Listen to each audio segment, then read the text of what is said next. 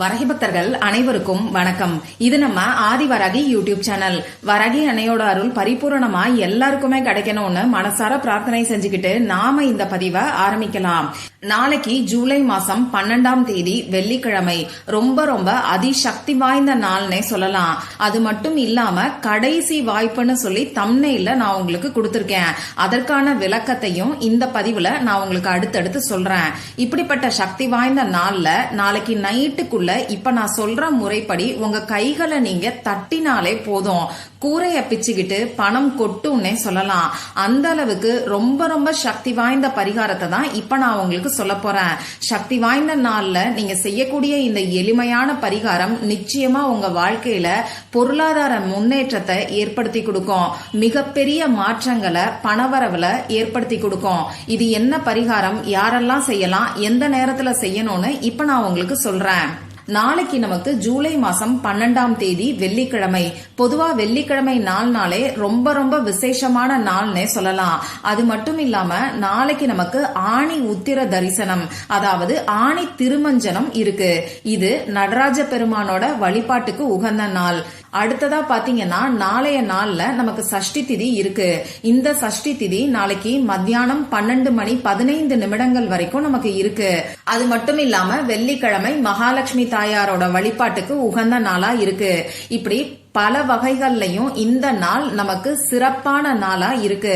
அடுத்ததா கடைசி வாய்ப்புன்னு நான் உங்களுக்கு சொல்லியிருக்கேன். அது என்னன்னு பாத்தீங்கன்னா, ஒரு வருஷத்தை நாம ரெண்டா பிரிப்போம். உத்தராயண காலம், தட்சிணாயன காலம்னு சொல்லி சூரியன் நகரக்கூடிய திசைய வச்சு இந்த காலங்களை நாம பிரிப்போம். அந்த வகையில தை மாசத்துல இருந்து ஆணி மாசம் வரைக்கும் இருக்கக்கூடிய காலத்தை உத்தராயண காலம்னு நாம சொல்லுவோம். இந்த உத்தராயண காலம் தேவர்களுக்கு பகல் பொழுது. இப்போ ஆடி மாசம் நமக்கு வரப்போகுது. ஆடி மாசம் வரும்போது நமக்கு தட்சிணாயன காலம் ஆரம்பமாகுது. உத்தராயண காலத்துல வரக்கூடிய கடைசி வெள்ளிக்கிழமை தான் நாளைய நாள்ல நமக்கு இருக்கு. அந்த வகையில பார்க்கும்போது இந்த நாள் நமக்கு ரொம்ப ரொம்ப விசேஷமான நாளா இருக்கு. கை மேல பலன் கொடுக்கக்கூடிய அற்புதமான நாள் தான் நாளைக்கு நமக்கு வருது. அதனால இந்த நாளை யாருமே தவற விடாதீங்க.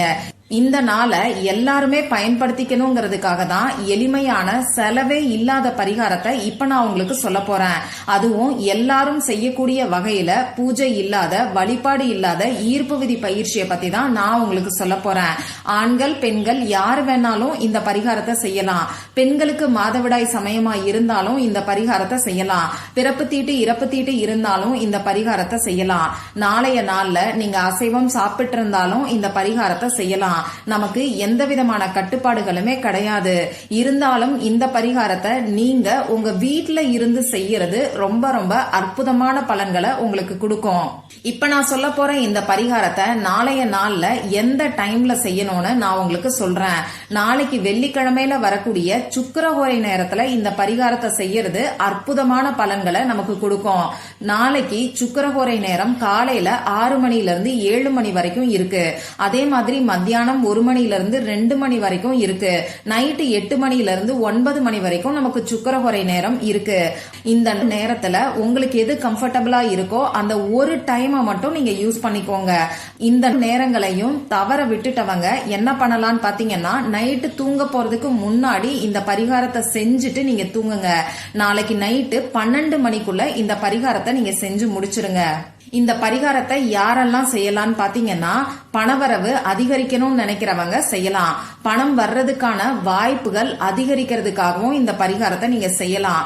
வீண் வரைய செலவுகள் குறையறதுக்கு, வறுமை விலகிறதுக்கு, கடன் பிரச்சனை தீர்றதுக்கு, கொடுத்த பணம் திரும்பி வர்றதுக்கு, தடைப்பட்ட பணம் உங்க கைக்கு வர்றதுக்கு, அடுத்ததா பணத்தை சேர்த்து வைக்கணும்னு நினைக்கிறவங்களும் இந்த பரிகாரத்தை தாராளமா செய்யலாம்.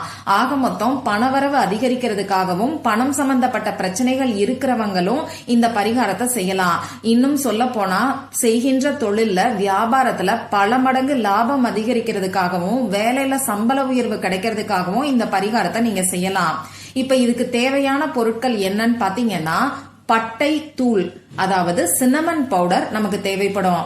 இந்த பட்டை பவுடரை வச்சு நிறைய பரிகாரங்களை நம்ம சேனல்ல நான் உங்களுக்கு கொடுத்திருக்கேன். நிறைய பேருக்கு நல்ல ரிசல்ட்டை கொடுத்துக்கிட்டு இருக்கு. இந்த பட்டைக்கு பண வசிய சக்தி ரொம்ப ரொம்ப அதிகம்னே சொல்லலாம். இந்த பட்டைய வச்சு செய்யக்கூடிய பரிகாரங்கள் எல்லாத்துக்குமே நமக்கு நிச்சயமா கை மேல பலன் கிடைக்கும். இந்த பட்டை பவுடர் உங்களுக்கு இப்பெல்லாம் சூப்பர் மார்க்கெட்ல ரெடிமேடாவே கிடைக்குது. அதை வாங்கி இந்த பரிகாரத்துக்கு நீங்க யூஸ் பண்ணிக்கலாம்.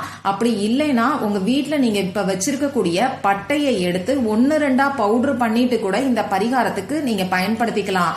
நமக்கு ஒரு அரை ஸ்பூன் அளவுக்கு பட்டை பவுடர் இருந்தாலே போதும். இப்ப நான் சொன்ன குறிப்பிட்ட நேரத்துல அமைதியான ஒரு இடத்துல நீங்க உட்கார்ந்துக்கோங்க. இந்த பரிகாரத்தை உங்க வீட்டுல எந்த இடத்துல இருந்து வேணாலும் நீங்க செய்யலாம். கிச்சன் சிங்க் கிட்ட நின்னு கூட நீங்க செய்யலாம். உங்க வீட்டுல மத்த இடங்கள்ல உட்கார்ந்துகிட்டு இந்த பரிகாரத்தை நீங்க செய்ய போறீங்கன்னா உங்க கைய கழுவுறதுக்கு கொஞ்சம் தண்ணியும், நீங்க கை கழுவுன தண்ணீர் கீழே விழறதுக்கு ஒரு பவுலோ பெரிய தட்டையோ எடுத்து வச்சுக்கிட்டு நீங்க உட்கார்ந்துக்கோங்க. இப்போ உங்க இடது கையில நீங்க எடுத்து வச்சிருக்கக்கூடிய பட்டை பவுடரை கொட்டிக்கோங்க. அரை ஸ்பூன் அளவுக்கு பட்டை பவுடரை உங்க இடது கையில கொட்டிக்கிட்டு நீங்க உங்க வலது கையில இருக்கக்கூடிய ஆள்காட்டி விரலால இன்ஃபினிட்டி சிம்பலை அந்த பட்டை பவுடர்ல வரைஞ்சுக்கோங்க. உங்களோட ரைட் ஹேண்ட் ஆள்காட்டி விரல் இண்டெக்ஸ் ஃபிங்கர் தான் பேனாவா நீங்க நினைச்சுக்கோங்க. லெப்ட் ஹேண்ட்ல நீங்க பட்டை பவுடர் வச்சிருக்கீங்க. அந்த பட்டை பவுடர்ல இன்ஃபினிட்டி சிம்பலை வரைஞ்சுக்கோங்க. இன்ஃபினிட்டி சிம்பல் இப்போ உங்களுக்கு ஸ்கிரீன்ல தெரியும். இப்ப இந்த இன்ஃபினிட்டி சிம்பலை 8 டைம்ஸ் 8 முறை அந்த பட்டை பவுடர்ல நீங்க வரையணும். ஒரு தடவை வரைஞ்சதுக்கு மேலேயே அடுத்தடுத்து திரும்பியும் நீங்க வரைஞ்சுக்கோங்க. 8 முறை இப்படி இன்ஃபினிட்டி சிம்பலை வரையும் போது அளவில்லாத பணத்தை நீங்க ஈர்க்கிறதா உங்க மனசுக்குள்ள நீங்க கற்பனை பண்ணி பாருங்க. அபரிமிதமான பணவரவு உங்களுக்கு ஏற்படுறதா நீங்க கற்பனை பண்ணி பார்க்கலாம். இந்த பரிகாரத்தை நீங்க உங்களுக்காகவும் செய்யலாம், உங்க ஃபேமிலி மெம்பர்ஸ்க்காகவும் செய்யலாம். சரி, இப்படி இன்ஃபினிட்டி சிம்பல் வரைஞ்சதுக்கு அப்புறமா உங்க கைய நீங்க வாஷ் பண்ணிக்கோங்க. இப்படி கைய கழுவும் போதும் பணம் உங்களை தேடி வர்ற மாதிரி நீங்க கற்பனை பண்ணி பார்த்துக்கிட்டே உங்க கைய நீங்க வாஷ் பண்ணுங்க. இதுக்கப்புறமா அந்த கைய நீங்க துடைக்கிறதுக்கு முன்னாடி உங்க கைய நீங்க தட்டுங்க, அதாவது கிளாப் பண்ணுங்க. இப்படி கிளாப் பண்றது 3 டைம்ஸ் நீங்க கிளாப் பண்ணணும். ஏன் இப்படி கைய தட்டணும்னு பாத்தீங்கன்னா நம்ம உடம்பு பஞ்சபூத தத்துவத்தால ஆனது. அது மட்டும் இல்லாம நம்ம உடம்புல 7 சக்கரங்கள் இருக்கு. இந்த 7 சக்கரமும் சீரா பேலன்ஸா இருந்துச்சுன்னாவே நம்ம வாழ்க்கையில எந்த ஒரு கஷ்டமும் இருக்காது. அது பண கஷ்டமா இருந்தாலும் சரி, ஆரோக்கிய குறைபாடுகளா இருந்தாலும் சரி, மன கஷ்டமா இருந்தாலும் சரி. அந்த வகையில இந்த 7 சக்கரங்களும் பாத்தீங்கன்னா நம்ம கைகளோட கனெக்ட் ஆயிருக்கு. அது மட்டும் இல்லாம இந்த பஞ்சபூத தத்துவமும் நம்ம கையில அடங்கி இருக்கு. அந்த வகையில நம்ம கைகள் மூலமா நம்ம உடம்புல இருக்கக்கூடிய சக்கரங்களை நாம இங்க ஆக்டிவேட் பண்றோம். அடுத்ததா பாத்தீங்கன்னா இந்த 7 சக்கரங்களும் சீரா இயங்கணும். இது சீரா இயங்கினா மட்டும்தான் நம்ம வாழ்க்கை நல்லா இருக்கும். உதாரணத்துக்கு சொல்லணும்னா பணம் சம்பந்தப்பட்ட பிரச்சனைகள் இருக்கிறவங்களுக்கு கண்டிப்பா மணிப்பூரக சக்கரம் ஏதாவது ஒரு வகையில பாதிக்கப்பட்டிருக்கும். இந்த மணிப்பூரக சக்கரம் பாத்தீங்கன்னா நம்மளோட வயிற்று பகுதியில இருக்கு.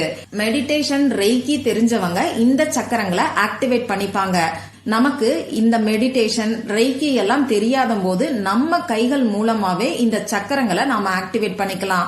அதற்கான ஒரு எளிமையான பயிற்சியை தான் இப்ப நான் உங்களுக்கு சொல்லியிருக்கேன்.